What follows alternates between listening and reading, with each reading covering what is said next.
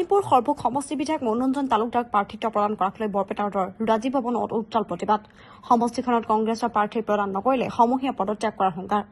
দলৰ কাৰ্যকৰ্তাসকলে সুদীৰ্ঘ বছৰ ধৰি দলৰ হকে নিষ্ঠাৰে কাম কৰি আহিছে যদিও মিত্ৰতাৰ স্বাৰ্থত বাৰে বাৰে সমষ্টিটোৰ দলৰ কেন্দ্ৰীয় নেতৃত্বই CPIMক এৰি দিয়ে, যাৰ কাৰণে ক্ষোভিত হৈ পৰে কংগ্ৰেছ দলৰ কৰ্মকৰ্তাসকল। এইবেলিও দলে এই সমষ্টিটোত পুনৰবাৰ CPIMক এৰি দিয়াক লৈ আজি একাংশ দলীয় কাৰ্যকৰ্তাই বৰপেটাৰ ৰাজীৱ ভৱনত উজ্জ্বল পৰিৱেশৰ সৃষ্টি কৰে।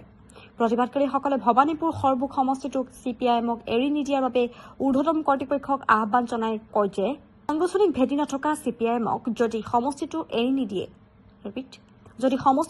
দিয়ে তেন্তে নিৰ্বাচনৰ প্ৰাকখনতে ভবানীপুৰ সৰ্বক সমষ্টিৰ প্ৰতিটো মণ্ডলৰ সমিতিয়ে একেলগে সমূহীয়া পদত্যাগ কৰিব বুলি হুংকাৰ প্ৰদান কৰে।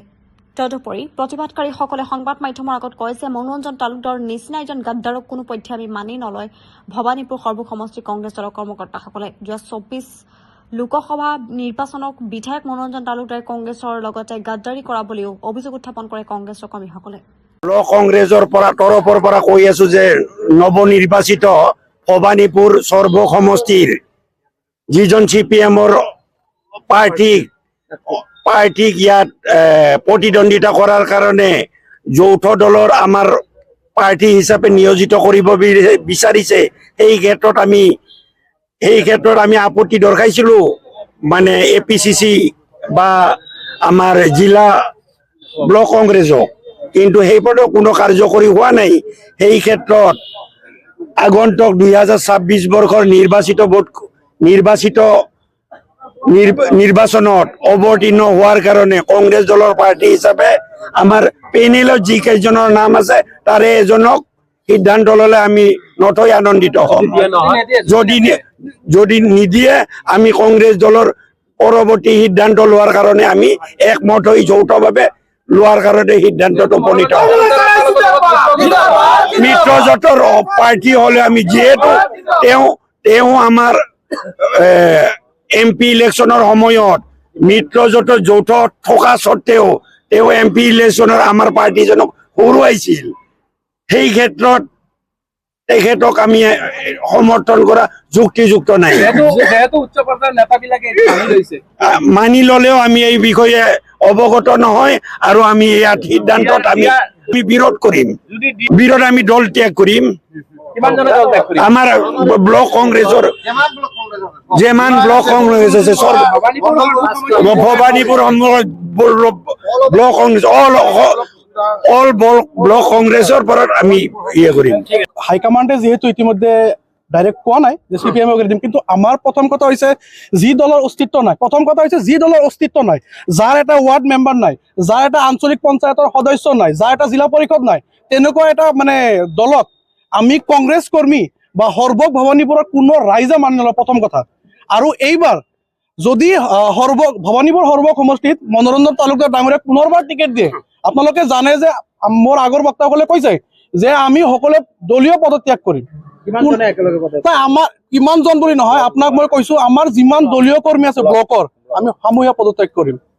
CPIMৰ অস্তিত্ব নাই বুলি ভাবে নেকি? CPIMৰ অস্তিত্ব আপোনালোকে নিজে জানে। যোৱা কিছুদিন আগতে পঞ্চায়তত নিৰ্বাচন হৈ গল, যাৰ নেকি এটা ৱাৰ্ড মেম্বাৰ নাই, যাৰ কোনো আঞ্চলিক পঞ্চায়তৰ সদস্য নাই, যাৰ কোনো এটা জিলা পৰিষদ নাই।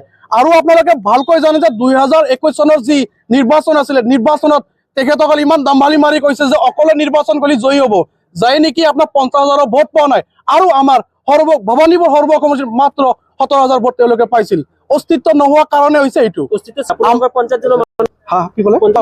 যিহেতু ৰমজান মাহ চলি আছে, আপোনালোকে জানে ৰমজান মাহ চলি আছে, ইফতাৰৰ সময় আহি গল।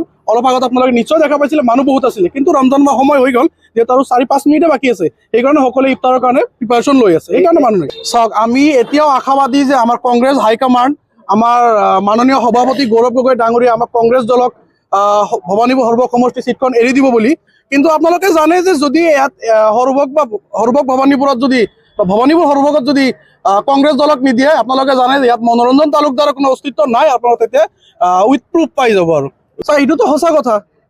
লোকসভাত গাদ্দাৰ বুলি কয়, আপোনালোকে জানে যে গাদ্দাৰ।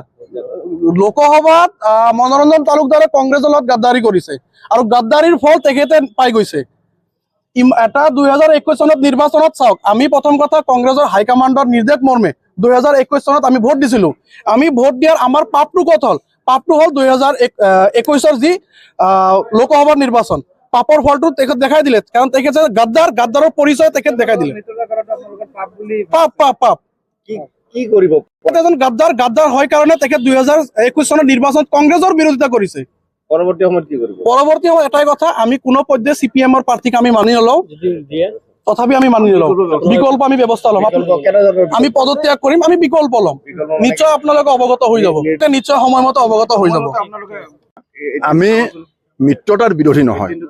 প্ৰথম কথা, আমি মিত্ৰতাৰ বিৰোধী নহয়, কিন্তু এটা কথা স্পষ্ট যে ভবানীপুৰ সৰ্বক নৱগঠিত যি বিধানসভা সমষ্টি আৰু সৰ্বক যি বিধানসভা সমষ্টি আছিলে, সৰ্বক বিধানসভা সমষ্টিৰহে মনোৰঞ্জন তালুকদাৰ বিধায়ক আছিলে, আৰু নৱগঠিত যি ভবানীপুৰ সৰ্বক বিধানসভা সমষ্টি, এই বিধানসভা সমষ্টি সম্পূৰ্ণ পৃথক এটা বিধানসভা সমষ্টি। আৰু এই পৃথক বিধানসভা সমষ্টিটোৰ লগত পুৰণি বিধানসভা সমষ্টিৰ কিছু সামঞ্জস্য আছে যদিও মনোৰঞ্জন তালুকদাৰ ডাঙৰীয়াই কিছু সময় আগত কৈছে, এটা পৰ্টেল চেনেলত কিছু সময় আগত কৈছে যে মিত্ৰতাক দোহাই দি তেওঁ এটা কথা কৈছে যে ভাৰতীয় জাতীয় কংগ্ৰেছক জ্যেষ্ঠ ভাতৃ হিচাপে লৈ তেখেতে নিৰ্বাচনত অৱতীৰ্ণ হ'ব। জ্যেষ্ঠ ভাইটিক সদায় মান মৰ্যাদা অটুট ৰাখে কনিষ্ঠ ভাতৃয়ে।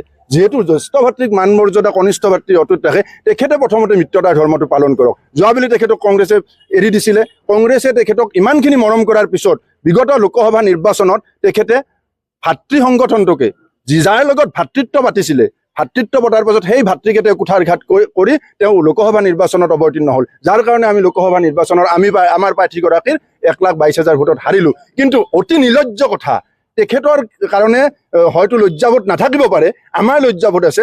এইখন ভবানীপুৰ সৰ্বক বিধানসভা সমষ্টি, নৱগঠিত বিধানসভা সমষ্টি, কিন্তু তেওঁৰ পুৰণি সৰ্বক সমষ্টিত তেওঁ পালে 17,000 ভোট আৰু কংগ্ৰেছে পালোঁ আমি নিয়াৰ এবাউট 60,000 ভোট। ইয়াৰ দ্বাৰাই কিটো সূচায় যে ভবানীপুৰ সৰ্বক বিধানসভা সমষ্টিৰ ৰাইজে মনোৰঞ্জন তালুকদাৰক প্ৰত্যাখ্যান কৰিছে, আৰু প্ৰত্যাখ্যান কৰাৰ পিছত আমাৰ ভাৰতীয় জাতীয় কংগ্ৰেছৰ প্ৰতিটো স্তৰৰ কৰ্মীয়ে বুথ পৰ্যায়ৰ পৰা, মণ্ডল পৰ্যায়ৰ পৰা, ব্লক পৰ্যায়ৰ পৰা, ভাতৃভক্তি সংগঠনৰ যি আমাৰ সংগঠন আছে, প্ৰতিগৰাকী কংগ্ৰেছ কৰ্মীয়ে এই ক্ষেত্ৰত মনোৰঞ্জন তালুকদাৰক বিৰোধিতা কৰিছে। যদি মনোৰঞ্জন তালুকদাৰক দিয়ে কি কৰিব?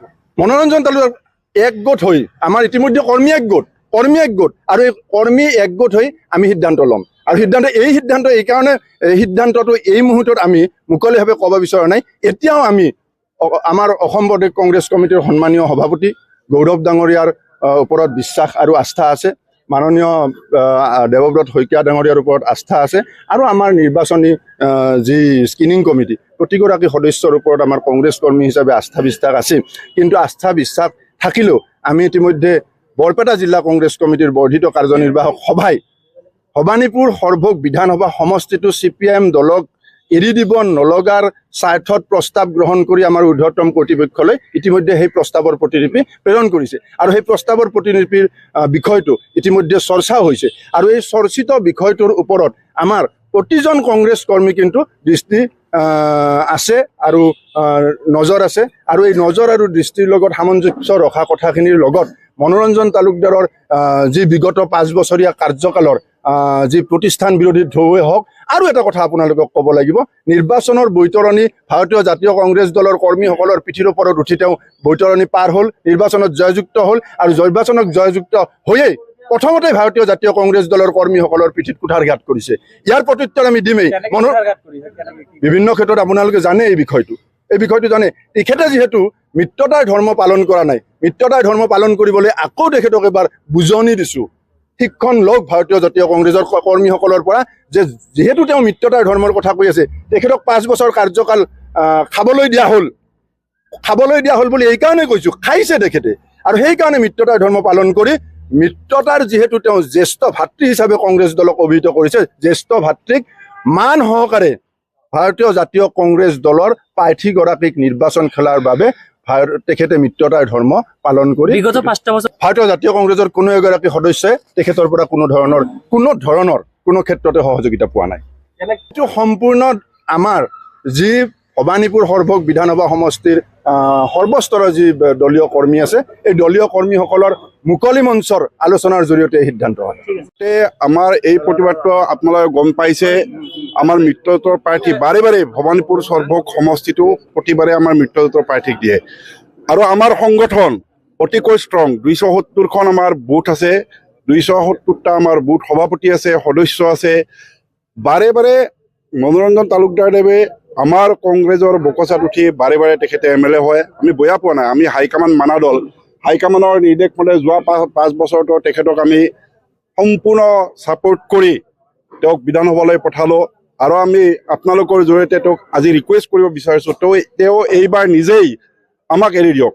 অৰ্থাৎ তালুকদাৰদেৱে এইবাৰ আমাৰ কংগ্ৰেছ দলৰ প্ৰাৰ্থী দিয়াৰ কাৰণে তেওঁ আমাক মানে হেৰি কৰক, উৎসাহ উদ্দীপনা যোগাওক। আৰু তেখেতক আগন্তুক, তেওঁ আচলতে বিধানসভাৰ মানুহ নহয়, তেওঁ পাৰ্লিয়ামেণ্টৰ মানুহ। আগন্তুক পাৰ্লিয়ামেণ্ট ইলেকশ্যনত তেখেতক আমি সম্পূৰ্ণ সহায় সহযোগ কৰি MP বনাই পঠাই দিম। তেওঁ এইবাৰ আমাক বিধানসভাৰ চিটটো এৰি দিয়ক। এৰি নিদিয়ে নিশ্চয় তেওঁ যদি এৰি নিদিয়াৰ প্ৰশ্ন নুঠিব লাগে, কাৰণ তেওঁ বিজ্ঞ মানুহ। তেওঁ ভালদৰে জানে যে তেওঁলোকৰ সংগঠন বাৰুকৈয়ে দুৰ্বল।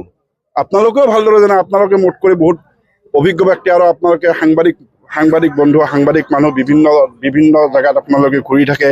এই সম্পৰ্কে আপোনালোকৰ ৰিপৰ্ট বহুত আছে। চাওক, CPM-ৰ সংগঠন বাৰুকৈয়ে দুৰ্বল আৰু আমাৰ সংগঠন বহুত ষ্ট্ৰং। সেই হেতুকে আমি এইবাৰ তেখেতলোকৰতো CPM-ৰ আমাৰ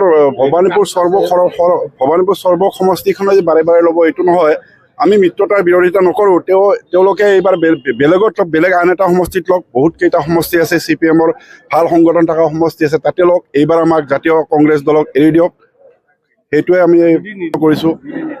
যদি নিদিয়ে, আমাৰ গোটেই বুথ পৰ্যায়ৰ পৰা আৰম্ভ কৰি মণ্ডল পৰ্যায়ৰ পৰা আৰম্ভ কৰি জিলা পৰ্যায়ৰ সকলো নেতাৰ লগত মিলিত হৈ আমি এটা কিবা সিদ্ধান্ত ল'ম। আজি আপোনালোক বিভিন্ন আবেগ আছে, মানুহৰ আবেগ আছে, অনুভূতি আছে। আমাৰ কৰ্মীসকলে বহুত চাফাৰ কৰি আহিছে। চাওক, যোৱা 5টি বছৰে চাফাৰ কৰিলে, তাৰ আগতো চাফাৰ কৰিছে। গতিকে কৰ্মীসকলৰ ক্ষোভ আছে। ক্ষোভত তেওঁলোকে বিভিন্ন ধৰণৰ কথা কৈছে। কিন্তু আমাৰ যিহেতুকে হাইকমাণ্ড মানা দল, হাইকমাণ্ডৰ লগত আলোচনা কৰি আমি এটা সুব্যৱস্থা ল'ম। আৰু হাইকমাণ্ডেও নিশ্চয় আমাৰ এই যি অভিযোগখিনি নিশ্চয় তেওঁলোকে অৱগত হ'ব। আৰু আমি আশা ৰাখিছোঁ আপোনালোকৰ জৰিয়তে হাইকমাণ্ডে এই সিদ্ধান্তটো চেঞ্জ কৰি পুনৰ আমাৰ ভাৰতীয় জাতীয় কংগ্ৰেছ দলৰ প্ৰাৰ্থী দিব বুলি আশা ৰাখিছোঁ। তেওঁ কিবা ব্যক্তিগত কাৰণত আহিব পৰা নাই, তেওঁ সম্পূৰ্ণ কামত বাহিৰত আছে। তেওঁ সম্পূৰ্ণ আমাৰ লগত ছাপোৰ্ট আছে। আৰু ফোনযোগে আমাক কৈছেও তেখেতে